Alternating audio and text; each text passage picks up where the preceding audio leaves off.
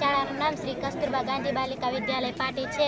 હું ધોરણ 8માં અભ્યાસ કરું છું. હું વિભાગ નંબર 1માંથી સ્વાસ્થ્ય અને પોષણ લઈને આવી છું. મારી કૃતિનું નામ આયુર્વેદિક કફ સિરપની બનાવટ છે. મારું નામ રાઠોડ દિવ્યાની ગોપાલભાઈ છે.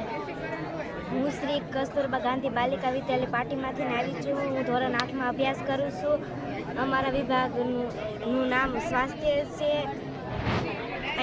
અમારું કૃતિનું નામ આયુર્વેદિક કફ સિરપની બનાવટ છે.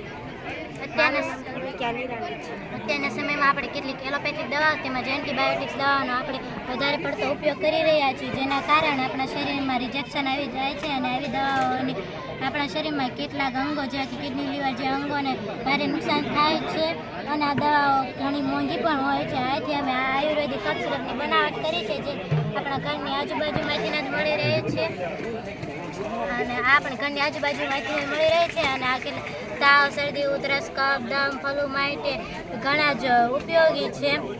આનો મુખ્ય હેતુ એ છે કે આપણે તાવ, શરદી, ઉધરસના ઘરગથ્થુ ઉપચાર કરી શકીએ, તેમજ એલોપેથિકની આડઅસરથી પણ બચી શકીએ છીએ. આનો વૈજ્ઞાનિક સિદ્ધાંત આયુર્વેદિક ઔષધોનો માનવ સ્વાસ્થ્ય માટેનો ઉપયોગ છે. આ બનાવવા માટે આપણે પુદીના, મધ, કાળા મરી, આદુ, તુલસીના પાન ને પુદીના પાન ને અળસીના પાન જોઈએ. કૃતિ તૈયાર કરવા માટે સૌપ્રથમ અળસીના પાનને લઈને ખલદસ્તા વડે પીસીને પેસ્ટ તૈયાર કરવાનો છે. ત્યારબાદ આ પેસ્ટમાં થોડુંક શુદ્ધ પાણી ઉમેરીને આ પેસ્ટને ચોથા ભાગનું થઈ જાય ત્યાં સુધી ગરમ કર્યા બાદ સુતરાઉ કાપડ વડે ગાળી લેવાનું છે. આદુ, પુદીનાના પાન, તુલસીના પાનને ખલદસ્તા વડીને પેસ્ટ બનાવો અને તેમાં શુદ્ધ પાણી ઉમેરીને તેને ઉકાળો. આશરે 30 મિનિટ બાદ ઉકળ્યા બાદ તેને સુતરાઉ કાપડ વડે ગાળી.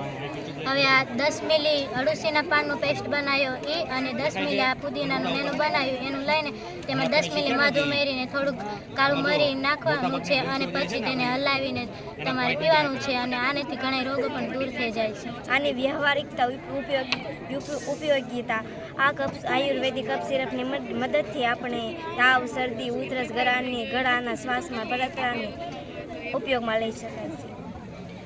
આદુ છે, આદુ જોઈ ડાયાબિટીસ દૂર કરે છે, કેટલીક શરદી, ઉધરસ, કફ જેવી બીમારીઓ પણ દૂર કરે છે, લોહી સાફ કરે છે, યુરિયા પણ દૂર કરે છે.